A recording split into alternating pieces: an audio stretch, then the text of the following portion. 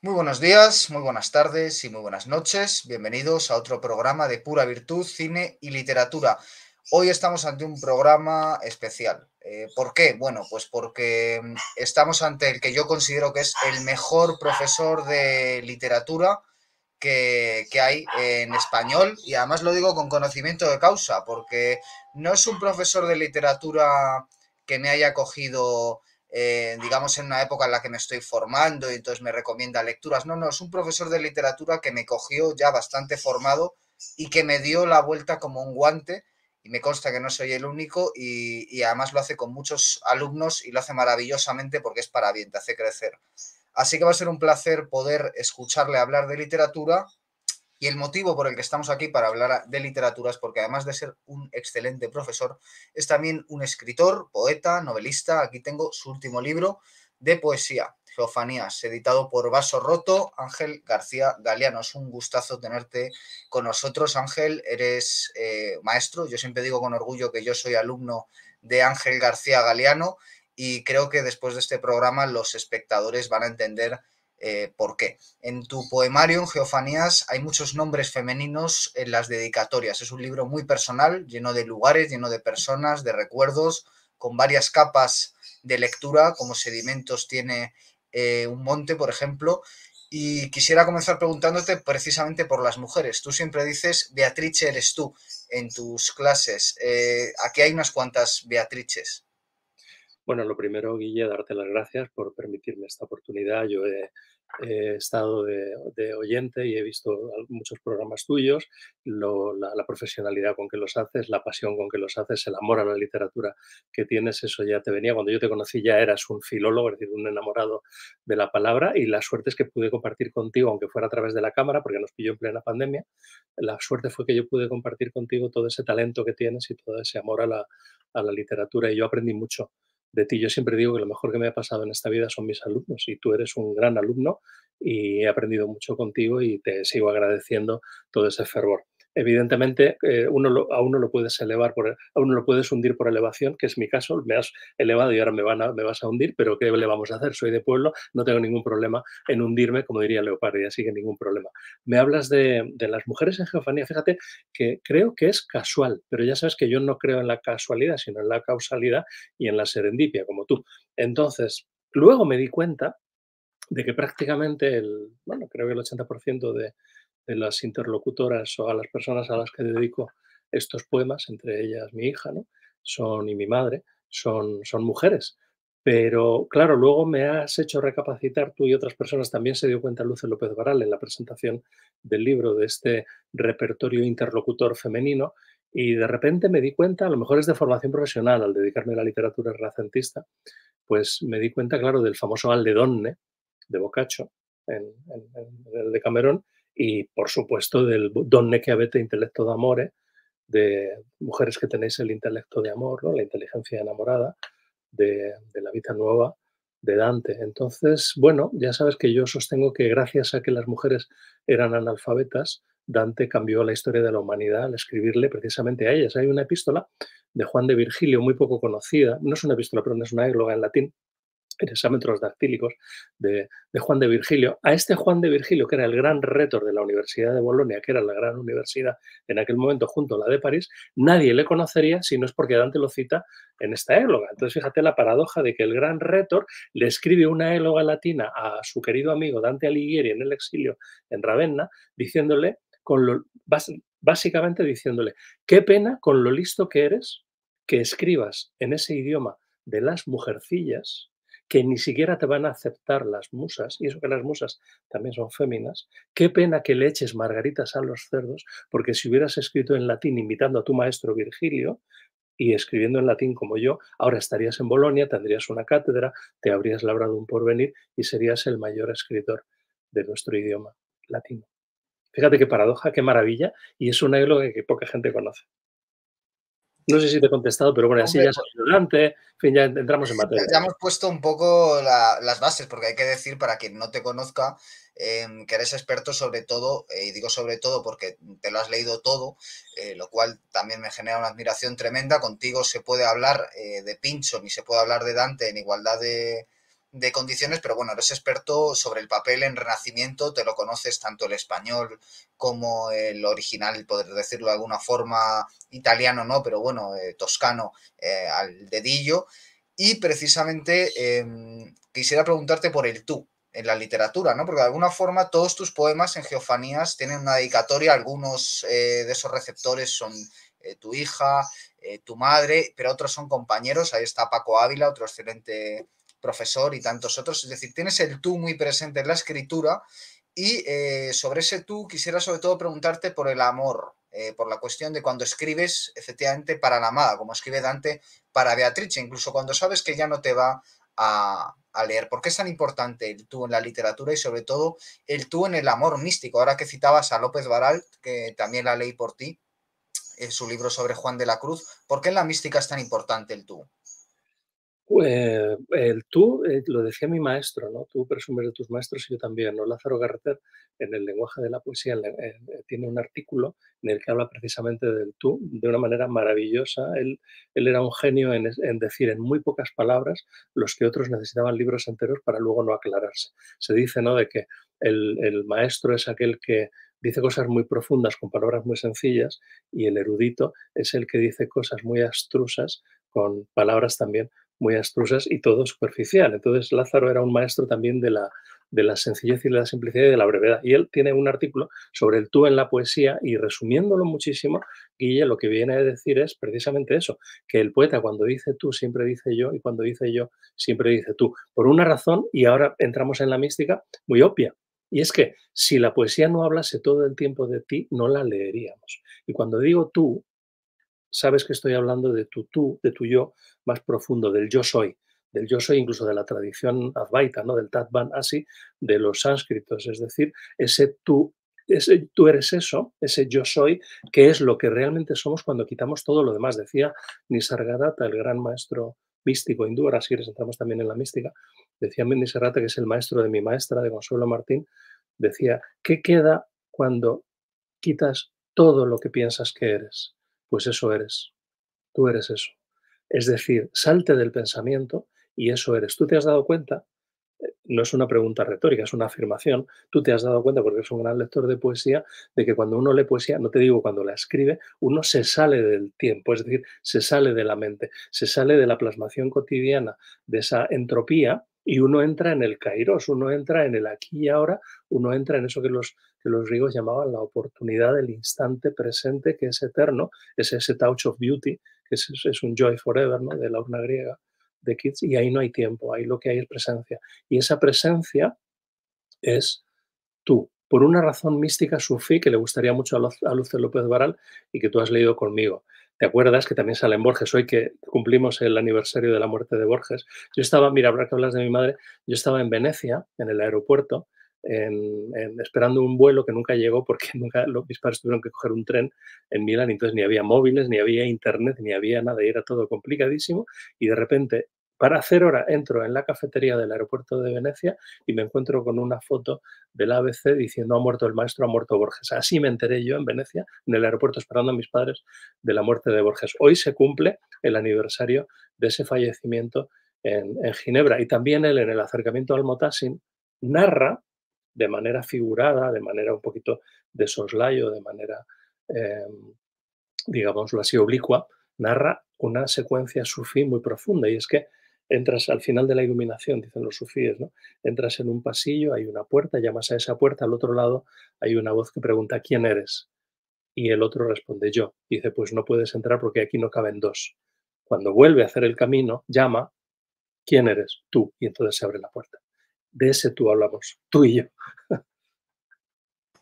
En Geofanías tú eres un gran viajero, además muchos de esos viajes los has hecho con alumnos y yo que conozco a varios que han ido hablan maravillas de tu labor de Virgilio por esos lugares. Quisiera preguntarte por los lugares, aquí en Geofanías hay unos cuantos lugares y de tantos que hay quisiera preguntarte por tres, de hecho si nos quieres leer alguno de estos poemas adelante, que son Ítaca, Silos y Venecia. ¿Por qué estos tres? Ítaca por razones evidentes, ¿no? Porque de alguna forma ahí empieza la literatura y tú el canon también es una cosa que explicas maravillosamente.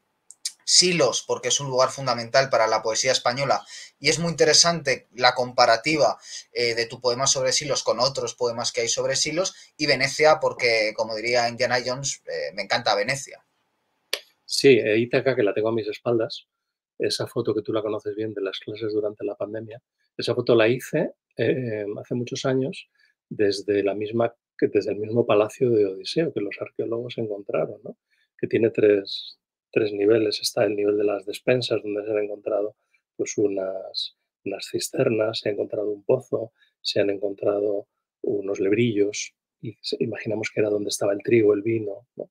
Luego está el nivel del Mégaron, y luego arriba está el nivel del Serrallo, el nivel del Gineceo, donde estaría la famosa estancia de Penélope, en donde tejía y destejía, y en donde estaba el famoso lecho tallado por la mano del propio Odiseo en la propia raíz del olivo, que es lo que provoca la anagnórisis del canto 23, cuando Penélope, todavía dudando de si se trata de su marido que ha regresado o es un impostor una vez más, le dice: extranjero, si quieres dormir, no vas a dormir en mi cama, en mi habitación. Coge el lecho, sácalo fuera del pasillo y ahí te dejaré dormir. Y le responde: ¿cómo quieres que mueva el lecho de tu aposento si yo mismo lo labré de su raíz? Y ahí se produce el reconocimiento, ahí se abrazan, ahí pasan toda la noche, y nos cuenta Homero que Palas Atenea decidió duplicar la duración de esa noche para que pudieran amarse. Es muy bello, ¿no? Entonces esa foto, claro, a mí me emociona mucho porque la hice en mi primer viaje a Ítaca. Luego he hecho varios viajes a Ítaca. Siempre digo que son viajes como si fuéramos ricos, es decir, uno va a Ítaca a leer la Odisea in situ, ¿no? O sea, uno lee el canto 13 de la llegada de Odiseo en la playa de Forcis, uno lee el canto 23 del encuentro con Penélope, el reconocimiento en el olivo, y te aseguro que, en concreto, estoy pensando en una muy querida alumna mía, Gema, yo la vi llorar cuando estábamos leyendo el momento de la anagnórisis en el mismo libro, yo la vi llorar, ¿no? Y eso a mí me emociona mucho y me encanta viajar con los alumnos y con los amigos, que son todos, o fueron antiguos alumnos y ahora son nuevos amigos, a enseñarles los sitios que yo amo. Y los sitios que yo más amo en este mundo son Grecia e Italia, y también España, que son también los que más conozco, pero literariamente Grecia e Italia, claro, son para mí lo más profundo que hay, ¿no? Este verano estuvimos en Troya después de haber leído la Ilíada, que es otro de esos viajes. Hicimos la ruta de Alejandro Magno, pasando por Vergina y por el mausoleo de su padre, que se encontró antes de ayer, porque en arqueología 1977 es antes de ayer, ¿no? Y se encontró intacto, como Evans, cuando encontró hace ahora 101 años la cámara de Tutankamón. Entonces, todo eso son emociones que además a los alumnos no se les olvida, porque una cosa es estudiar algo, amarlo, como tú, ¿no? Que lo estudias, lo amas, y otra cosa es reconocer in situ alguna de esas vivencias. No se te olvida jamás, porque recuerda que la memoria es imaginativa, lo decía Dante, ¿no? Decían los filósofos medievales. La memoria funciona con la cogitativa, con la imaginación. La memoria se teje, vamos a decirlo con Penélope, a base de imágenes, no de conceptos. Por eso una imagen, Proust es el más obvio, ¿no? Nos lleva inmediatamente un olor, un sabor, nos lleva inmediatamente a un lugar. Y a mí creo que esa labor de paseante por los mundos de la literatura en Venecia o en Grecia, Delfos, me apasiona. Y el poema de Ítaca tiene que ver con esa idea, ¿no? Venecia es una obviedad que te voy a contar, la ciudad más hermosa del mundo. Ahora estoy escribiendo un relato, me pillas justo hace 20 minutos, terminé la primera redacción, cuando lo tenga entero te lo mandaré, la primera redacción de un relato de unas casi 20 páginas que se titula Oro, que sigue a uno que se titula Mirra y que supongo, pero aún no ha aparecido, que precede a otro que supongo se titulará Incienso, del que aún no tengo noticia, que se desarrolla en Venecia. Y claro, lo de Venecia es una obviedad, ¿no? Y luego me hablabas de Silos. Silos es el lugar donde nace nuestro idioma, que tanto amamos. Las glosas silenses yo he tenido en la mano el manuscrito, me abrió Bernardo, el bibliotecario que es amigo mío, me abrió la biblioteca de Silos y yo tuve en mis manos el manuscrito, el pergamino de la vida de Santo Domingo de Silos, ¿no? En el nombre del Padre que fizo toda cosa, de don Jesucristo, Hijo de la gloriosa, de lo Espíritu Santo que igual de ellos posa, de un confesor santo quiero hacer una prosa en román paladino en la cual suele el pueblo hablar con su obizzino, que no son tan letrado por hacer otro latino, bien valdrá, según creo, un vaso de buen vino, como se notaba que Berceo era de La Rioja y pedía un vaso de vinillo, ¿no? Tú cuando tienes eso en tus manos, en una cámara frigorífica para conservar el manuscrito, pues te emocionas muchísimo si amas la literatura como la amamos tú y yo. Y además, si te cuentan que durante las guerras de la independencia y luego la desamortización, ese manuscrito estuvo muchos años escondido bajo el colchón de una paisana del pueblo de Silos y así lo recuperaron luego los monjes, porque si no hubiera acabado en Inglaterra, como las glosas silenses, las emilianenses y otras, de las que solamente tenemos nosotros el facsímil, pero no el manuscrito original, la vida de Santo Domingo de Silos se nos conservó así, es muy emocionante, ¿no?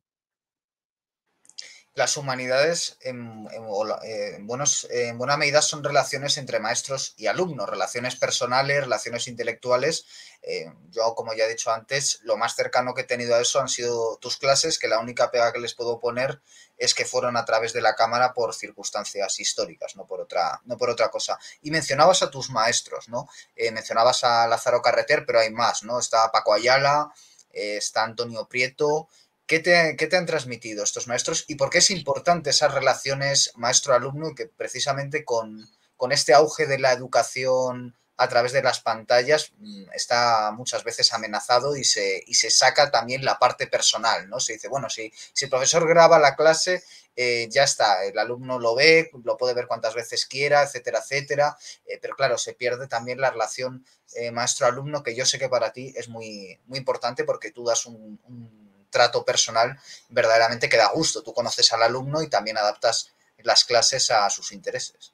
Claro, es que cuando uno ve al alumno y tiene tablas, es como los actores enseguida. Uno enseguida sabe cuando está en el aula quién te está escuchando y quién está entrando en Facebook y quién parece que te escucha pero está pensando en sus cosas, ¿no? Eso uno lo nota porque ya tiene muchas tablas. Es lo único bueno de tener ya una edad y peinar canas, ¿no? Pero esto que me preguntas que es tan importante del encuentro entre tú has dicho maestro y alumno, maestro y discípulo, ¿no? Más bien es una relación paterno-filial, si quieres, no es casi familiar o sin casi, ¿no? Y te pongo dos ejemplos, uno legal y otro personal. Personal no mío, sí, pero de alguien que yo amo mucho, que es Fray Luis y San Juan de la Cruz, ¿no? Que por tanto es como casi personal, ¿no? Y es una relación maestro-discípulo.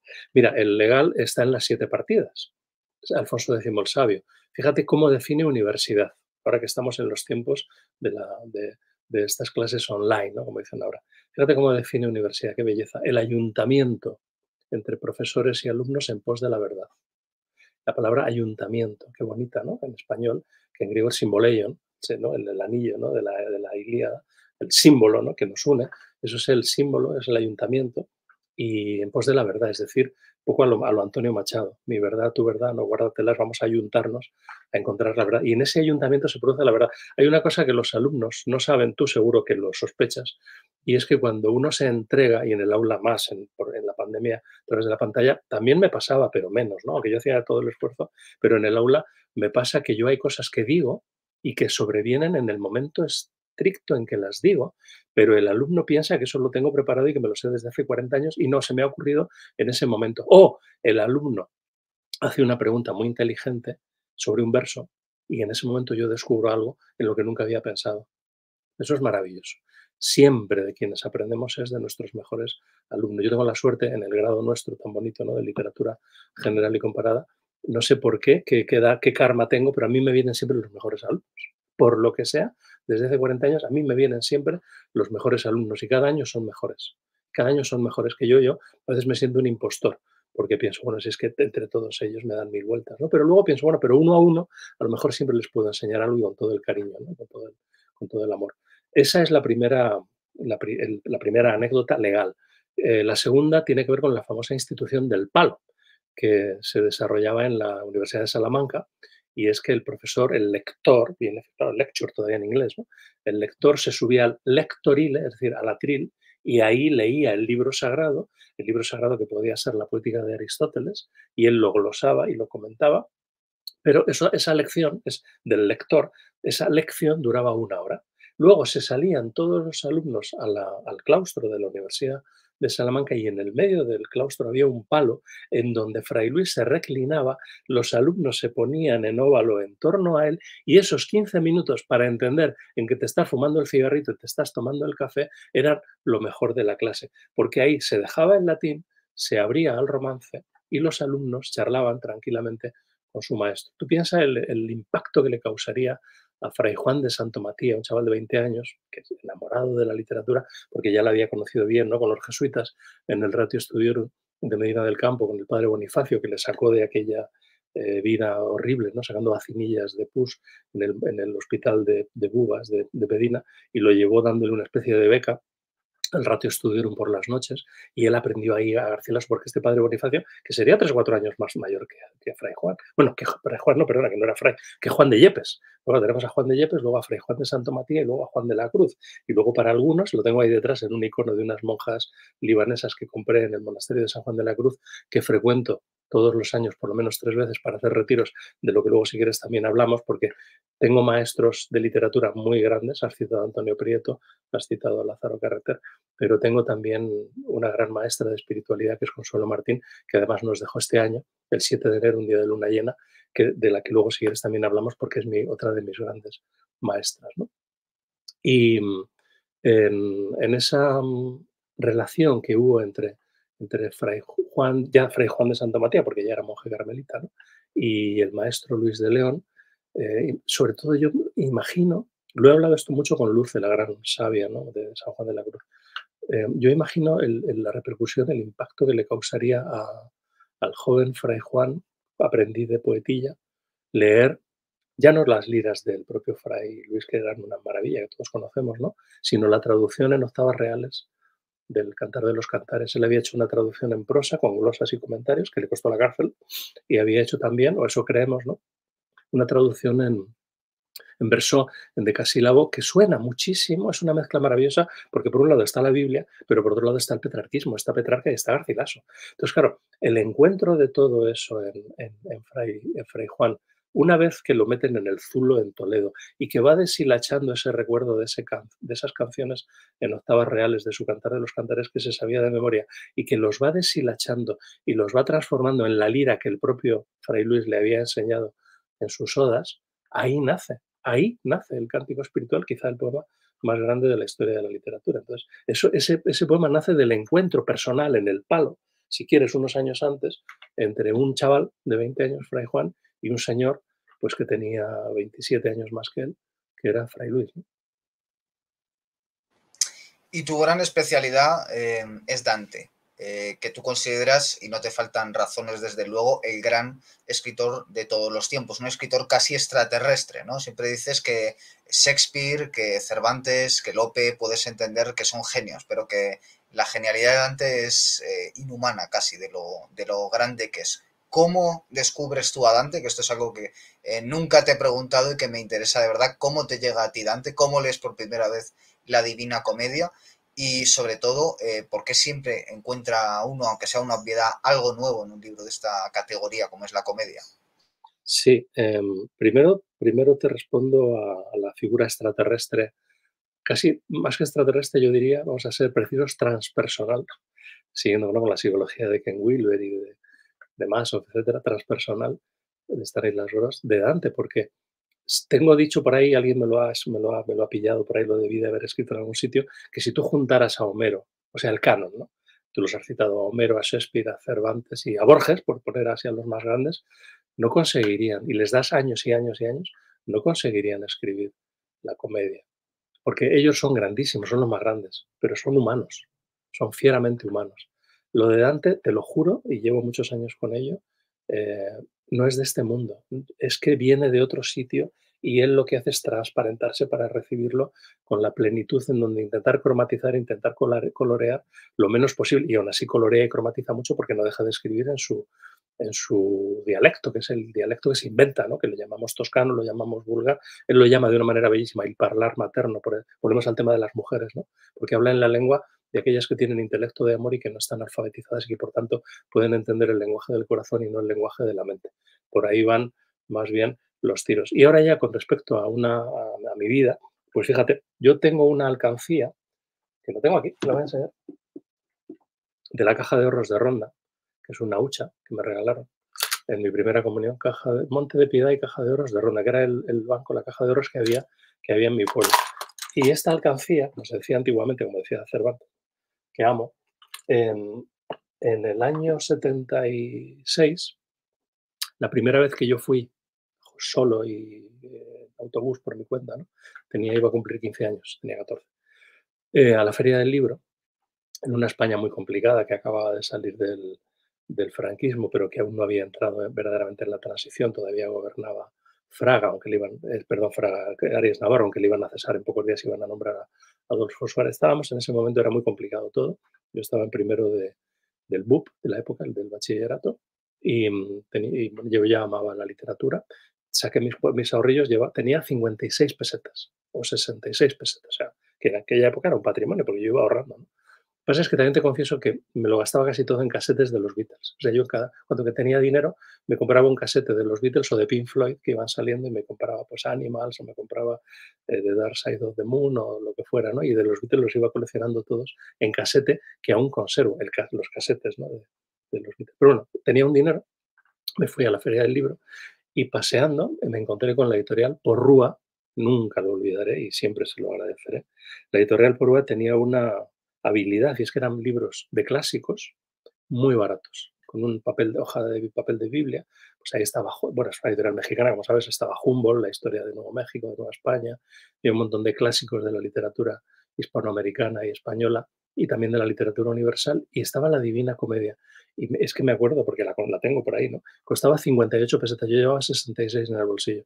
Costaba 58 pesetas, la Divina Comedia entera, papel de Biblia. La abrí, estaba a 2 columnas y tenía los grabados de Doré.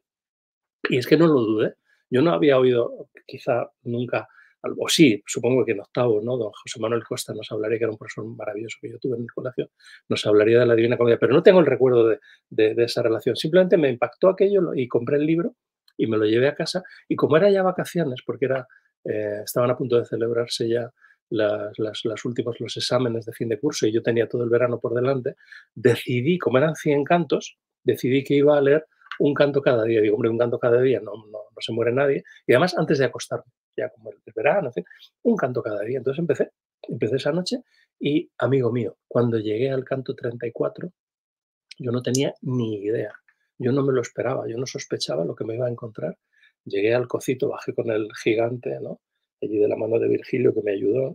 Bajamos allí al, al, al, al hielo aquel. De repente yo me encontré con aquella laguna helada entre la niebla. Me quedé completamente fascinado. Me encontré con el conde Ugolino, ¿no? Royéndole la cabeza al obispo Ruggiero, que eso es una historia que me dejó patidifuso, pero es que luego al fondo apareció un batir de alas de murciélago y era Satanás con 3 caras, como una suerte de Trinidad, eh, de Trinidad carnavalesca, donde había 3 tipos pataleando.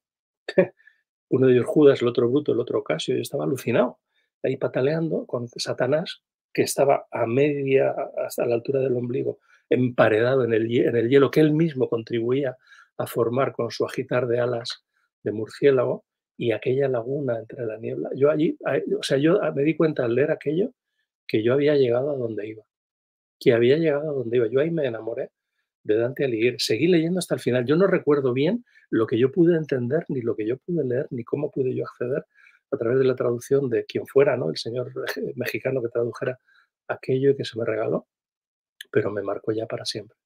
Esa es un poco la anécdota. Nunca te la había contado, ¿verdad? Pues ya te la he No, contado. y me ha encantado saberlo. Y en tu novela El mapa de las aguas, hay para mí la mejor explicación que yo he encontrado en clave novelesca de lo que es el Alter Mundus, ¿no? Ese otro mundo que puede ser Oz, que puede ser el otro lado del espejo de Alicia, etcétera, que es cuando yo aquí creí percibir ciertos rasgos biográficos. Hay una canción, ahora que mencionabas a los Beatles, que sé que John Lennon te encanta y tampoco te faltan razones para ello. Hay una canción de Albert Hammond que fascina a un niño que escucha hablar de un lugar llamado California donde nunca llueve. Y yo viendo eso que cuentas en el mapa de las aguas dije, qué explicación tan maravillosa de lo que es el Altermundus, de lo que es la literatura, de lo que es la imaginación y de lo que es la fantasía. Sí, totalmente. Sí, ahí hay una pequeña broma, ¿no? Con Albert Hammond, pero sí, lo de It Never Rains in Southern California, que era una canción que se oía en la época en que yo evoco la infancia de ese muchacho en su lugar de La Mancha, en donde todo, digamos que cuando me dicen, es muy gracioso porque me dicen, cuando la publiqué hace muchos años, ¿no? Me dicen, ay, he leído tu novela, claro, es muy biográfica, y yo siempre digo, es totalmente biográfica. A mí me condenaron a muerte en California y me asesinaron con una inyección letal. O sea, A ver, ¿qué autobiografismo puede haber en un señor que está condenado a muerte escribiendo desde desde la celda en donde espera la inyección? Pero la gente lo lee en clave autobiográfica. ¿Sabes lo que hay autobiográfico en esa novela y en todas? Tu concepción del mundo y la parafernalia. Es decir, yo no me invento una casa porque ya la tengo, es mi casa. Si yo no me tengo que inventar un pueblo porque ya lo tengo, no me tengo que inventar un castillo porque ya lo tengo, no me tengo que inventar una bicicleta porque ya la tengo y no me tengo que inventar sobre todo esa maravillosa casa en donde jugaban al escondite y se perdían, ¿no? Porque la tengo y es mi casa del pueblo, ¿no? Pero eso siempre aparece, ahora vuelve a aparecer en mis cuentos, ¿no? Que estoy escribiendo ahora, aparece eso porque no me lo tengo que inventar, está ahí, está también en otras novelas mías, ¿no? Pero efectivamente, lo de que una canción, un poema, eh, sale también en esa novela lo de Humpty Dumpty, ¿no? Eh, una balada, un acertijo, un refrán, incluso en otro idioma que te evoca Alicia en el País de las Maravillas, te puede inmediatamente, en el caso de Alicia es que es explícita la metáfora, ¿no? Te puede llevar al otro lado. Ese otro lado es la imaginación en donde los escritores vivimos casi todo el tiempo, ¿no? Y es un lugar bellísimo porque no depende de ti, sino que te es dado. Todo es goce porque todo son imágenes que se te regalan. Y luego se mezclan con cosas tuyas y de ahí aparece lo pseudo autobiográfico, porque evidentemente esas imágenes las encarnas, esas pulsiones, esas inquietudes, esas preguntas, porque uno no escribe de lo que sabe, uno escribe para ver si aprende algo alguna vez, ¿no? Uno escribe para saber, decía don Ernesto Sábato, el gran, ¿verdad? Decía que escribir de lo que uno sabe, aparte de una falta de educación, es es un absurdo, porque es muy aburrido. Uno escribe de lo que no sabe, evidentemente, ¿no? Entonces, bueno, la imaginación lo que pasa es que cuando cohonesta, cuando encarna, claro, encarna en la memoria, mixing memory and design, ¿no? Decía Helio, ¿no? Encarna en la memoria. Y yo no tengo por qué inventarme la memoria porque me ha sido dada con una infancia muy feliz en un pueblo y ya sabes que el paraíso perdido de la infancia es el paraíso verdadero, ¿no? Pero también está Venecia, por ejemplo, donde aparece en otras novelas mías, ¿no? En este último cuento, pero el Hilo de Plata, la mitad se desarrolla en mi pueblo y la otra mitad se desarrolla en Venecia. No es casualidad. Y muchas veces para salir de esa dimensión biográfica, que en mi opinión lastra buena parte de la literatura actual, no es tu caso, como bien acabas de mostrar, que hay demasiada falta de imaginación, en mi opinión, en buena parte de la literatura actual, está la dimensión simbólica, que yo creo que es aquella en la que tú más te centras como profesor y aquella que más me descubriste a mí, por lo menos como alumno, es decir, de manera más o menos evidente. Quisiera preguntarte por la importancia del símbolo y también por cómo llega ese símbolo al poeta, porque efectivamente muchas veces la gente cree que el poeta está entre viejos tomos todo el día tratando de desentrañar un símbolo perdido y a veces le llega como un sueño casi, ¿no? Como un sueño que no es solo suyo, que es un sueño arquetípico, que es un sueño de toda la humanidad y que por eso también le pervive, porque no es solo suyo, si solo fueran recuerdos de uno o asuntos personales los que están en la literatura, no tendría interés para otro leerlo y mucho menos para otro de varios siglos posteriores. Y sin embargo, si leemos a Dante es porque los sueños de Dante son sueños de toda la humanidad, ¿no? Sí, el símbolo, hablábamos antes del anillo del ayuntamiento, ¿no? El símbolo es el ayuntamiento, es esa tendencia que tiene el ser humano a la unidad, a lo que realmente somos, ¿no? Y ese símbolo en literatura, que es un arquetipo de toda nuestra existencia, de todo nuestro peregrinar, nos lleva a ese lugar, ¿no? Y al poeta esos símbolos se le dan, le caen. Y hay muchos tipos de símbolos. Hay símbolos históricos, piensa en la Shoah, por ejemplo, ¿no? Hay símbolos literarios, la Celestina, ¿no? El Don Juan. Hay símbolos históricos, yo qué sé, pues la batalla de Waterloo. Hay símbolos que son los más importantes, universales, lo has citado tú, no lo has dicho. Esos símbolos universales te caen, son muy pocos. El agua, el aire, la tierra, el fuego, el camino, el círculo, son muy pocos, pero son universales y da igual que estés en la China de la dinastía Tang o en el Machu Picchu antes de que llegasen los exploradores colonizadores españoles o en La Mancha en el siglo XXI calcinado un verano, en un idioma o en otro, en una condición o en otra, los símbolos universales llegan a todo el mundo. Y al llegar a todo el mundo, los escritores que tienen la suerte de captarlos como una antena, aquí tiene mucho esto, aquí hay mucho de lo que decía Averroes y Aristóteles, que sabes que me interesa mucho, a ti te lo expliqué, el tema del intelecto agente y el intelecto paciente. El nous poieticos, que fíjate qué palabra tan bonita, ¿no? La inteligencia creadora, frente al nous patheticos, que es el receptor. Esto es muy importante. Yo no es que crea en ello, es que lo he vivido, es que lo constato. Cualquier escritor, cualquier poeta lo constata en su día a día. Y el que no, pues estará abrazado a legajos intentando construir panoplias sin mucho sentido, aunque rigurosamente retóricas, como el bueno de Juan de Virgilio, que acabó, por supuesto, como catedrático en la Universidad de Bolonia, pero hoy solo lo conocemos porque se dignó, porque tuvo la suerte de escribirle una égloga en latín a Dante, y si no, no sabríamos quién era el tal Juan de Virgilio, ¿no? Entonces, el verdadero poeta es el que se encuentra con lo real. Y lo real siempre es simbólico, porque lo real es trascendente, porque lo real busca la unidad, que es lo que nosotros somos. Quizá lo hemos perdido. Antes hablabas de Ítaca. Fíjate el símbolo, Ítaca es un símbolo, es uno de los grandes símbolos, y no solo por el poema de Cavafis o por Homero o por el disco de mi amigo Elías, ¿no? Que la luz de Ítaca, sino que es un símbolo del regreso, pero del regreso a nuestro regazo, al lugar del que provenimos, ese que nos genera tanta nostalgia, o sea, tanto dolor por no estar en casa. Pero fíjate la importancia del viaje y del regreso, y claro que encima sea una isla tan bella y en el Mediterráneo y, en fin, en que el rey sea el gran Odiseo. Un Odiseo, por cierto, que sale de otro símbolo, Troya. ¿Tú te has dado cuenta que, y nuestros oyentes ahora amables se darán cuenta de que en literatura, sobre todo en epopeya, en narrativa, la epopeya solamente tiene dos temas: conquistar algo o volver a casa. O sea, la Ilíada y la Odisea. Conquistar algo o volver a casa. Sea un dragón, una doncella, un templo, una cueva, una ciudad, o el vellocino de oro, lo que sea, conquistar algo y luego hay que volver a casa, ¿no?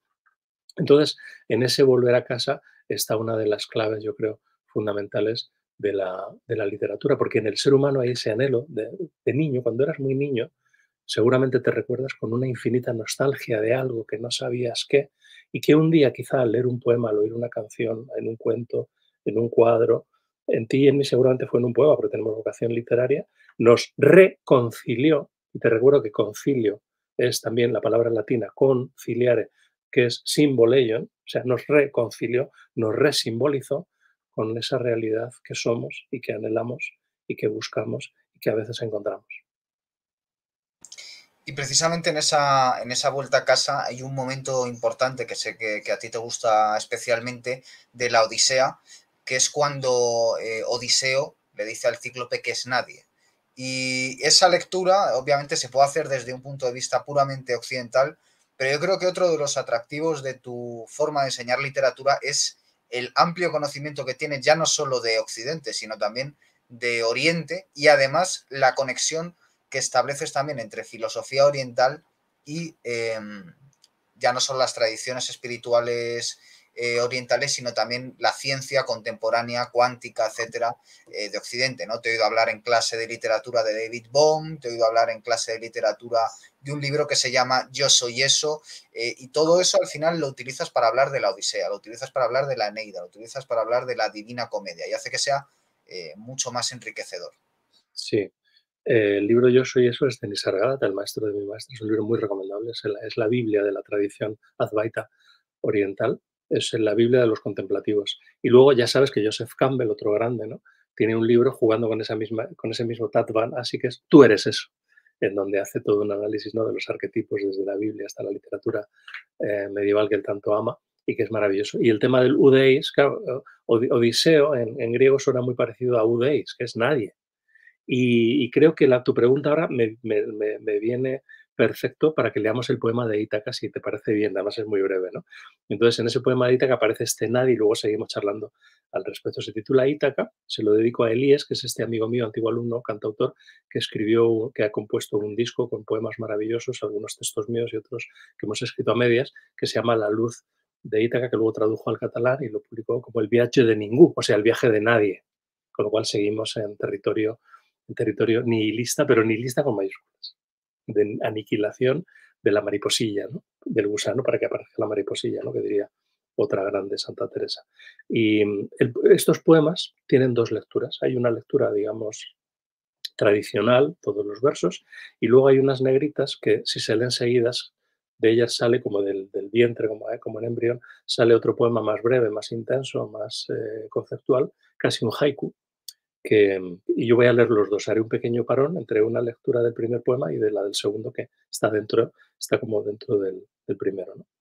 Nadie ha regresado allí tantas veces a contemplar tu belleza de poniente en las alturas del monasterio de Cazara, a hubillarse en silencio en medio de ambos mares y serenar la vista en la bahía hasta dejar que la piel transpire la paz que emana tanto en torno.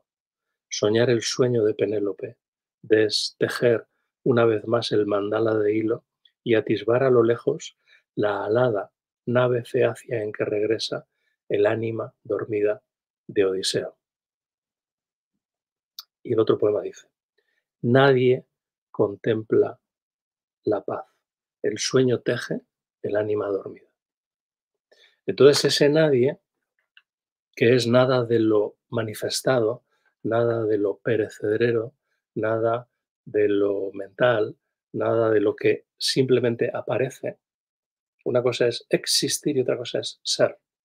Nosotros existimos, pero también somos. Nuestra parte existente tiene una duración, cuerpo-mente, nacimos en una fecha, moriremos en otra, y ese será nuestro paso corpóreo-mental por la Tierra.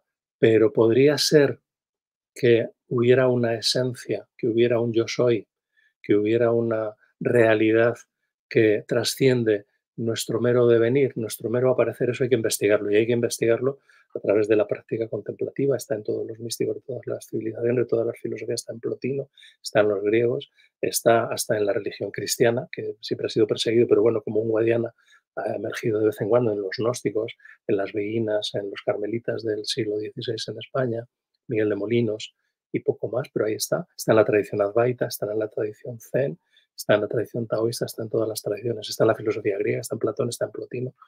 Y yo creo que eso conviene investigarlo, porque podríamos llevarnos la sorpresa de que además de lo que estamos, hay lo que somos, por jugar con una posibilidad que el español nos regala que no tenemos en otros idiomas, ¿no?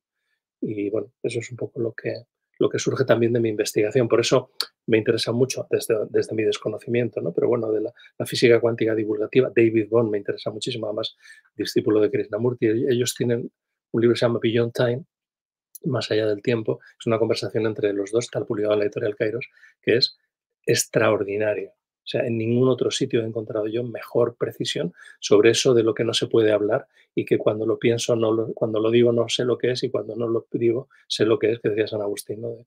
Sobre el tiempo. Entonces me parece maravilloso. Y esa práctica o esa reflexión creo que también nos lleva a profundizar, entremos más adentro en la espesura que decía San Juan, ¿no?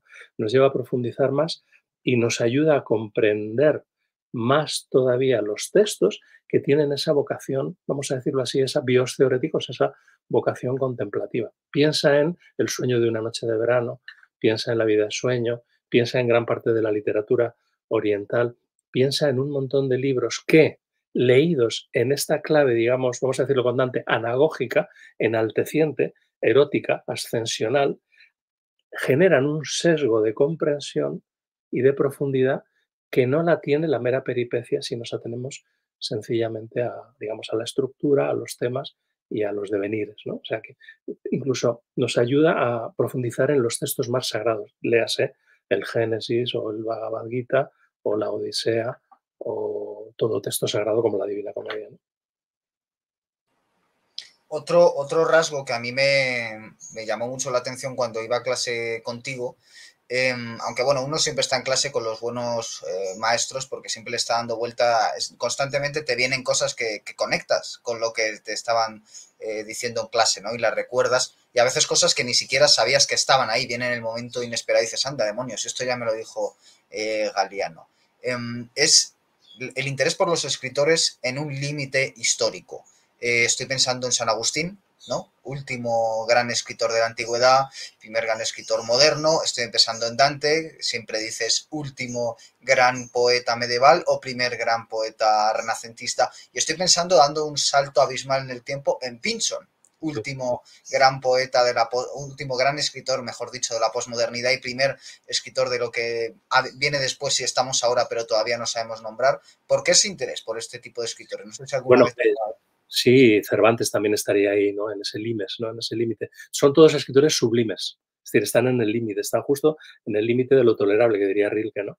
Y claro, eso tiene que ver con una coincidencia de periodización, de cambios de era, de cambios de época, que estos escritores tienen la suerte de vivir o la responsabilidad de provocar. Yo a esta pregunta, que siempre la hago en clase, a ver si alguien alguna vez me la responde, yo no la sé. Yo no sé si Dante inventa el Renacimiento o Dante es el primero en reconocer que todo ha cambiado y lo transcribe. No lo sé. No sé si el Renacimiento nace en Dante o el Renacimiento es descubierto por Dante. Podemos dejarlo en la palabra inventio, en latín, que es inventar y descubrir, y así no nos pillamos los dedos. Vamos a dejarlo que es inventio, es fruto de la inventio. Pero fíjate, tú has hablado antes de Homero, has hablado de San Agustín, mete a Virgilio también y verás cómo funciona. ¿Homero quién es? Homero es un nombre que damos a alguien que transcribe en tecnología punta recién llegada de Fenicia, que era un idioma semítico y por tanto tenía un alefato, y lo convierte en alfabeto, pero es tecnología punta porque en 24 letras piensa en los silabarios anteriores, micénicos, minoicos, sumerios, acádicos, piensa en los silabarios, que eran una locura, y los que se dedicaban a esa labor eran especialistas, eran profesionales, porque te tardaban 20 años en aprender ese sistema y solo podían dedicarse a cosas de gobierno, es decir, al final a listas de la compra, vamos a decirlo así, porque no podían permitirse veleidades de otro tipo, dado que eran muy pocos los que sabían leer y escribir escritura cuneiforme, era complicadísimo, y al final lo único que tenemos en esas tablillas, prácticamente el milagro del poema de Gilgamesh o del Enuma Elis son eso, milagros, y qué maravilla, pero prácticamente de ellos solamente tenemos legajos, digamos, de intendencia palaciega, porque es lo que tocaba, ¿no? Como el Código de Hammurabi y otros, ¿no? De repente, a mediados del siglo VIII, constatado en el mito de Europa, del rapto de Europa, que es la hija de, claro, del rey de Fenicia, de Agénor, ¿no? Constatado en el mito del rapto de Europa, que se la lleva a Creta, y ahí nace Minos y Nosos, ¿no? Y la civilización minoica, de repente vemos que ex oriente lux, es decir, nos viene una tecnología punta, nos viene un alfabeto que nos llega a Occidente, nos llega a Jonia, nos llega a un tipo que estaría allí, que fue el último. Fíjate, tú decías antes quién es Dante, muy bien dicho. ¿Quién es Homero? El último aedo oral y el primer escritor contemporáneo que pone por escrito en un manuscrito, en un ostragon, yo que sé dónde, pone por escrito por primera vez un libro que es obvio que no puede ser el primero. La Ilíada está demasiado bien escrita como para que tú y yo podamos pensar que es el primer libro de la tradición occidental. Es el último de la tradición oral, que seguramente se comenzó muy cercano a la guerra de Troya, por tanto, tiene 4 siglos de duración, que va pasando de padres a hijos a través de ese movimiento maestro-discípulo, que es también el de los aedos, y que luego a quien llamamos Homero lo puso por escrito y lo transcribió en tecnología punta que llamamos alfabeto. Por eso los cantos son 24, porque los filólogos, ya filólogos, ¿no?, de la Biblioteca de Alejandría, decidieron compilarlo homenajeando el alfabeto en que fue escrito, y el alfabeto griego tiene 24 letras, y de ahí los 24 capítulos o cantos de la Ilíada y de la Odisea. Es decir, ¿quién es Homero? Está en el quicio. ¿Quién es Virgilio? Está en el quicio. Está en el quicio de la edad antigua, la República y el Imperio, la edad de oro de la, y encima amigo, ¿no? Amigo del gran padre del imperio, ¿no? El sabio e inteligente Octavio, que ahora se hace llamar Augusto, que tiene una hermana, Octavio, que tiene un hijo que muere y al que Virgilio le dedica 27 cantos en la Eneida, en el canto sexto, Marcelo. Ahora cuando vamos a Roma y vemos el Campidoglio y te giras hacia el gueto, ahí está el Teatro Marcelo todavía, ¿no?, que era un anfiteatro, ¿no?, era un teatro, que ahora es casi un condominio de casas vecinales, pero que se conserva un poquito. Ese era el hijo de Octavio, un gran soldado que había muerto muy joven. Y Virgilio, que está escribiendo el canto 6, el descenso a Cínferos de Eneas, en esa vaticinatio ex eventu, ¿no?, en esa éfrasis en donde va viendo toda la historia de Roma, llega desde sus orígenes fundacionales de él mismo en Alba Longa, en Lavinia, llega hasta Augusto y de repente ve a un muchacho muerto que está siendo sepultado, que le están haciendo un sepelio en el Circo Máximo, unos días antes de que él esté escribiendo estos versos. Y Octavio le llama para que le lea un fragmento de lo que está escribiendo y organiza una cena con todos los amiguetes, con mecenas. Por supuesto viene Octavia, que acaba de perder a su hijo. ¿Tú sabes lo que supone para una madre perder a un hijo? Eso es contra natura, es brutal, ¿no? Que acaba de perder a su hijo. Y Virgilio lee estos 27 versos en hexámetros dactílicos, ¿no?, que terminan con eso de: venga, lanzad lirios a manos llenas, porque nunca hubo un joven tan grande que hubiera convertido la gloria de Roma en algo superlativo. Cuando terminan esos 27 versos, Octavia, para que veas lo que es la literatura, ¿no? La hermana de Augusto se desmaya, se desmaya. Y claro, imagínate el pobre Virgilio, hay un cuadro de Ingres al respecto, ¿no? El pobre con el manuscrito, la otra desmayada en el regazo de Octavio, a la cena a freír puñetas, todos a casa, menuda, y el otro tirándose de los pelos, dice, pero ¿cómo se me ocurre a esta pobre viuda que enterramos ayer el cadáver de su hijo leerle estos versos frescos que los he escrito esta misma mañana, precisamente movido por el amor que yo también le tenía a Marcelo? Se va a casa, esa noche no pega ojo y al día siguiente, muy temprano, llaman a la puerta, tipo calvo, ya saben, los esclavos estaban todos calvos, un tipo calvo le dice de la mía domina, de mi señora, ¿no? Y le da un taleguillo con 27 monedas de oro, una por cada verso. Bueno, Ángel, ya estamos terminando. Es un gusto escucharte, pero no quisiera dejar de preguntarte por la lectura anagógica, ¿no? Porque identificamos varios niveles de lectura. A mí la Divina Comedia me la ha enseñado Eric Kuhnen, con un nivel de lectura, me la ha enseñado Juan Valero con otro nivel de lectura y me la has enseñado tú. Con todos he aprendido, pero tengo que reconocer quizás algo personal que el que más me ha gustado ha sido tu caso, sin desdeñar, ya digo, los otros, ¿no? Porque efectivamente se puede hacer una lectura sociohistórica, se puede hacer una lectura dentro del canon, se puede hacer una lectura desde muchos niveles y tú haces la lectura anagógica. Y cuando escribes también hay una lectura anagógica. En este libro, en Geofanías, hay varios niveles de lectura que además vienen marcados, en este caso, en el propio texto para hacerlo evidente, para facilitar la lectura. ¿Tú crees que hay una jerarquía, ya digo, sin desdeñar los otros niveles, pero crees que hay una jerarquía en la literatura? Es decir, ¿crees que el nivel anagógico siempre es el superior y que los grandes escritores, sin desdeñar tampoco los otros que tienen su mérito, se diferencian porque tienen un nivel anagógico más profundo? Es que no todos los textos reclaman una lectura anagógica, eso es lo primero. Dante lo tiene muy claro porque él echa mano de la Biblia como ejemplo de lectura anagógica en la famosa carta del 13, ¿no? Al Can Grande de la Escala. Si Dante echa mano de la Biblia para favorecer una lectura anagógica, ¿con quién está comparando lo que él llama en el Canto 25 del Paraíso su poema sacro?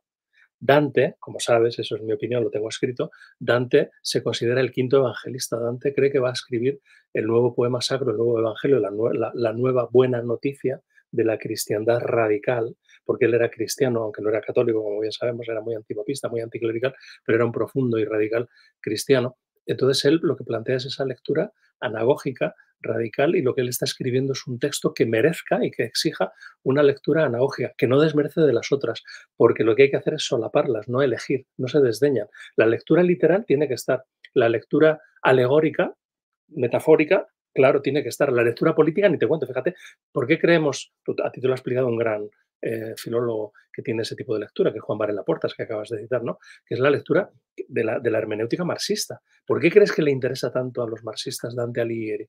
Parecería una contradicción. No, es que es un escritor, es que es el escritor político.